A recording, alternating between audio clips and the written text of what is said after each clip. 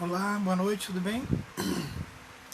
É, Produzindo aí mais um vídeo, né, para a turma do oitavo ano, onde nós vamos abordar a questão da Revolução Inglesa. Antes, alguns recados importantes. Alunos que tiverem dúvidas, me procurem, por favor. Não deixem de procurar o professor, seja da minha disciplina ou de qualquer outra disciplina, para tirar as dúvidas. Tá? Isso é muito importante.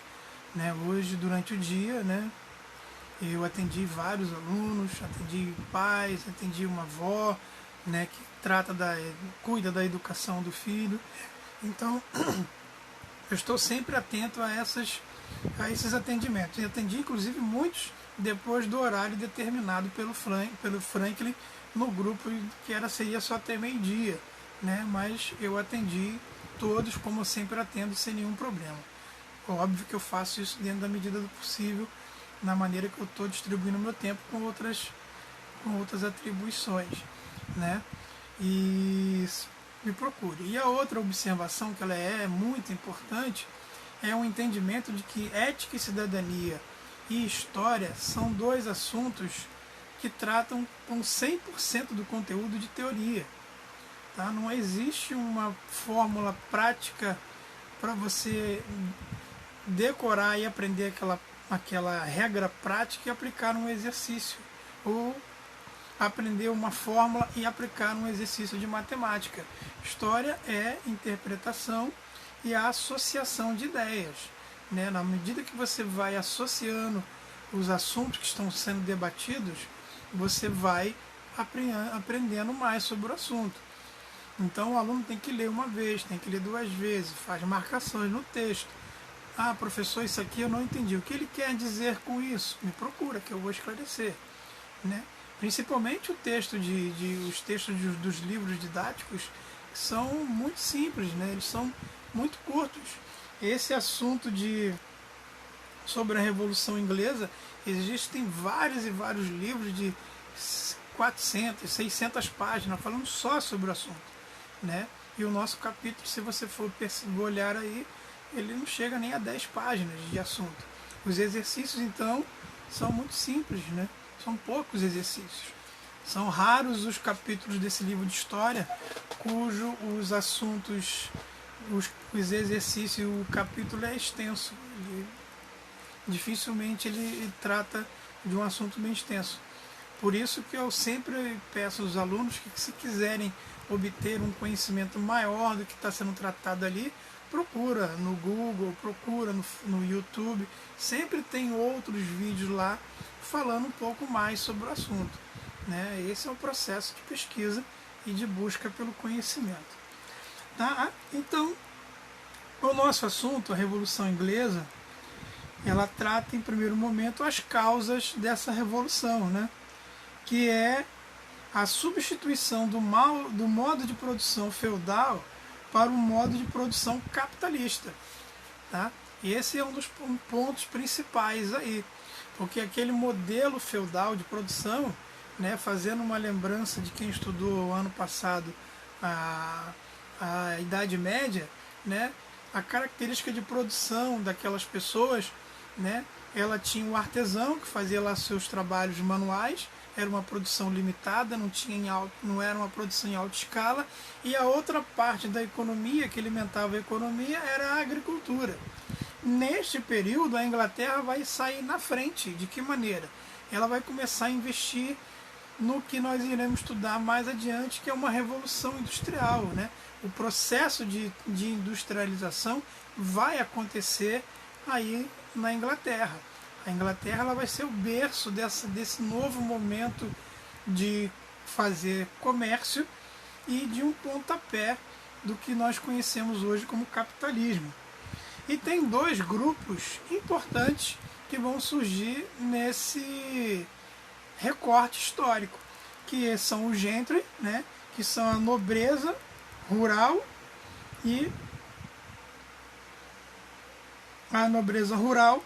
que são os proprietários de terra, né? Eles são donos de terra.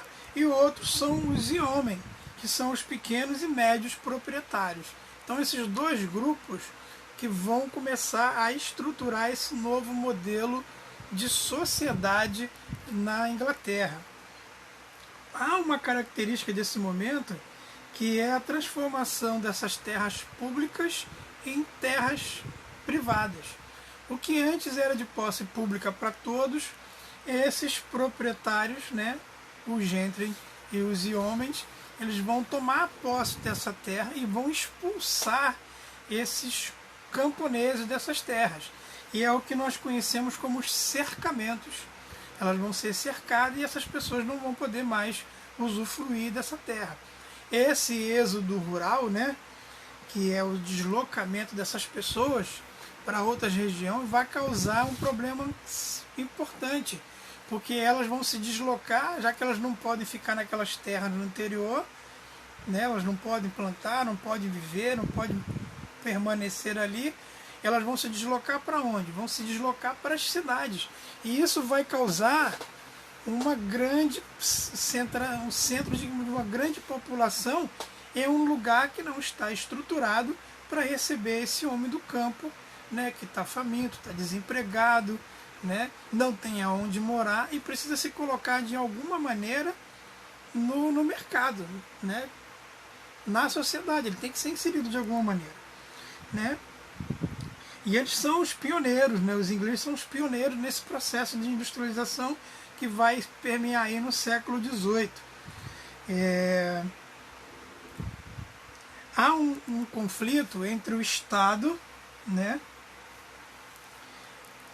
e entre os yeomen e os gentes e os yeomen, porque o Estado era contra essa linha de domínio das terras públicas, transformando elas em cidade. Então o Estado ele vai entrar em conflito. O que é esse Estado, né? São aquele que está no centro do poder. Então eles não vão concordar muito com isso e vai haver um certo conflito de entendimento sobre essa questão, tá? E a Inglaterra nesse período ela tem um ponto que é importante em relação a toda a Europa. Ela é uma grande potência econômica, né? A Inglaterra que nós conhecemos hoje, né, que tem essa potência, ela começa a se construir a partir desse momento histórico. Esse pequeno império ainda que persiste, né, em pleno século XXI, em inglês, ele tem essa sua base de estruturação a partir desse momento. Além das questões políticas e econômicas, a Inglaterra apresenta uma nova perspectiva religiosa, porque nós sabemos que o rei Henrique VIII ele rompe com a igreja tradicional e cria a sua própria igreja, que é a igreja anglicana, né? E ele faz algo, vai muito mais além disso, ele vai expulsar, né? Isso nós estudamos ano passado, né? Estudamos isso no processo da reforma e contra-reforma, que ele expulsa todos os membros da igreja tradicional, da igreja católica, e toma posse de todas aquelas terras que pertenciam à igreja, e ele passa para seu domínio essa igreja, dessas propriedades, e instaura como religião máxima o anglicanismo, né? Sabemos também que nesse mesmo período, através do João Calvino, vai surgir um outro modelo de religião, que são os calvinistas, que eles vão se considerar, né, vão se denominar como os puritanos, né? E a partir do João Calvino que vai ter essa interpretação religiosa, né, das escrituras, que hoje nós conhecemos do contexto da predestinação. Tá? Mas nós não vamos entrar muito nesse detalhe porque não é o objetivo. Estou só dando como fonte de informação, né? Os calvinistas tinham assim uma relação não muito amigável com os anglicanos, porque eles tinham divergências religiosas, né? O que não é muito comum nos dias de hoje, né? O que é muito comum ainda, entre as religiões, que são esses conflitos de ideologias religiosas, né? Então esse problema não é de hoje, já vem de bastante tempo. E eles fazem parte, né, de um grupo que tentava fazer uma construção diferente desses diálogos religiosos. O calvinista tinha essas características, né? Há outro ponto importante também, que é a Carta Magna, né?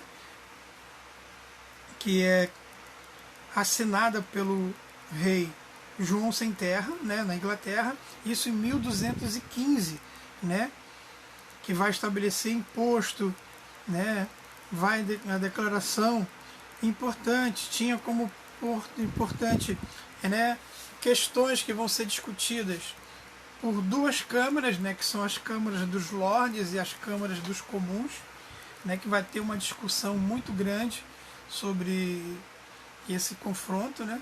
Essa Câmara de Lordes, as câmaras de comuns, né, dos lordes ingleses, ela ainda existe ainda no formato, né, da monarquia,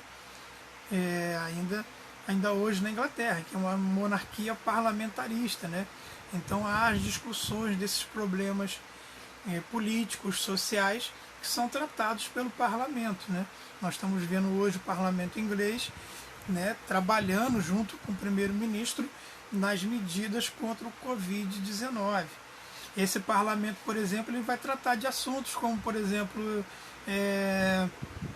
numa declaração de guerra.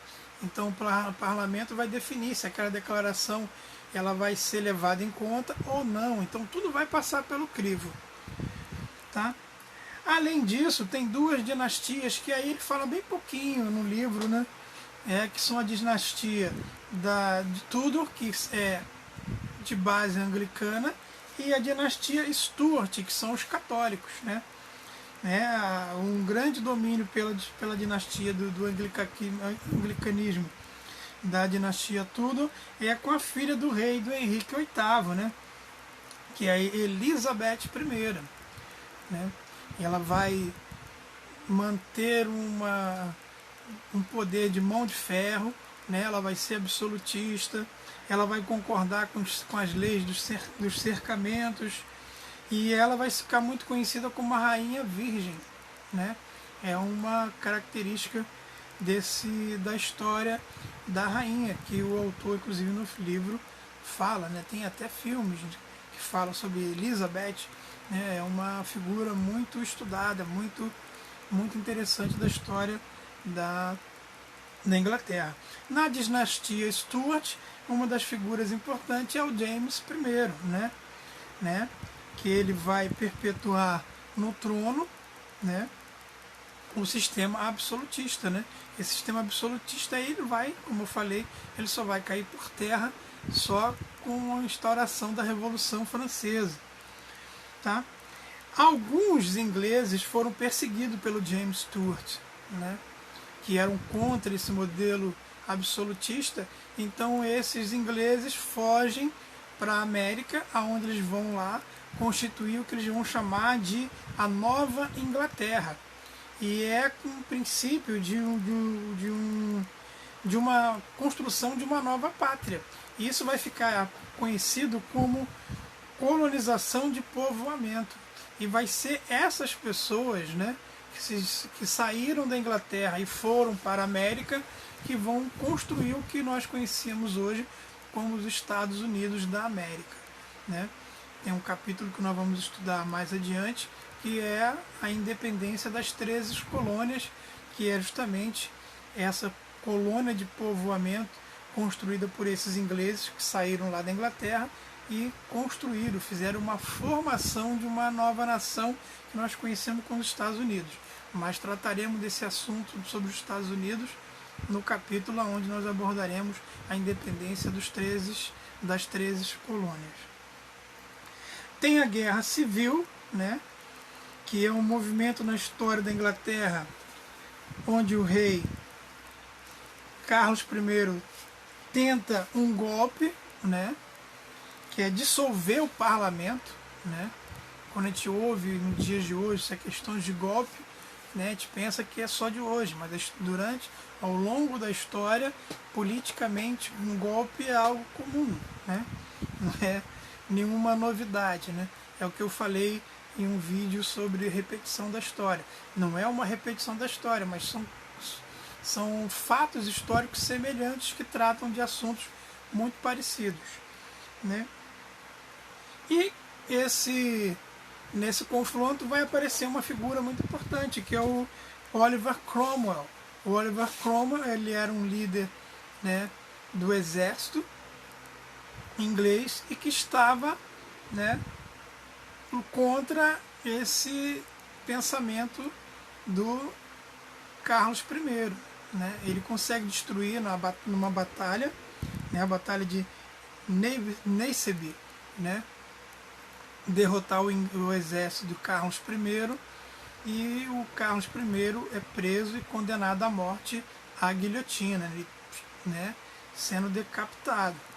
O Oliver Cromwell, ele vai ter um momento curto da história da Inglaterra, mas que é importante, que vai ser o único momento da história da Inglaterra que ela vai deixar de ser uma monarquia e vai ser uma república, mas é uma república um pouco confusa, porque todos esperavam que essa república liderada pelo Oliver Cromwell fosse completamente diferente daquele modelo absolutista, mas pelo contrário, ele instaura uma república, mas trata isso com mão de ferro e com uma personalidade de um ditador, né? Então aquelas pessoas que foram usadas para ele, para derrubar o Carlos I, sentem-se revoltadas com o comportamento dele e insatisfeitas, porque elas esperavam que uma melhora, uma mudança, né? Que desse mais prosperidade de modo amplo e irrestrito, e continuou apenas a mesma coisa, mudou a figura no poder, né? Mudou um estado de governo, mas o sofrimento daquelas pessoas permaneceram o mesmo. O Carlos I, ele morre em 1655 e o filho dele vai assumir o seu lugar, mas ele não consegue sustentar durante muito tempo o poder, e ele perde o poder e volta todo aquele modelo anterior de absolutismo, e que vai ter uma importância nessa construção de um novo momento da história da Inglaterra. O Carlos, o Oliver Cromwell, toma uma atitude, ainda vivo, importante, que são os atos de navegação. Esses atos de navegação, ele vai tratar de assuntos comerciais, mas são assuntos comerciais que vai privilegiar somente aos ingleses, né? E os comerciantes só vão poder fazer comércio com os navios ingleses e com os países que tinham relações comerciais com a Inglaterra, o que vai levar a um colapso, né? A Companhia Oriental das Índias, né? Que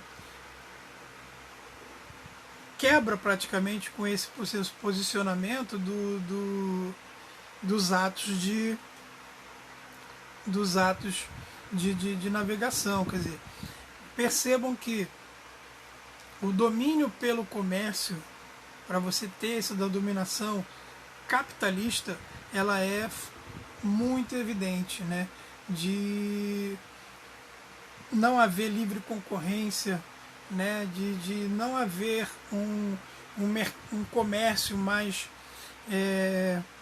justo. E isso vai causar problemas importantes, né? O que vai nos levar a um momento onde a Inglaterra ela vai retomar todo o seu estado absolutista, né, com a Revolução Gloriosa. A Revolução Gloriosa, ela praticamente vai abordar assuntos sobre uma nova Inglaterra. Tem uma parte do capítulo 1, vou lhe dizer aqui a página para vocês sintonizarem legal,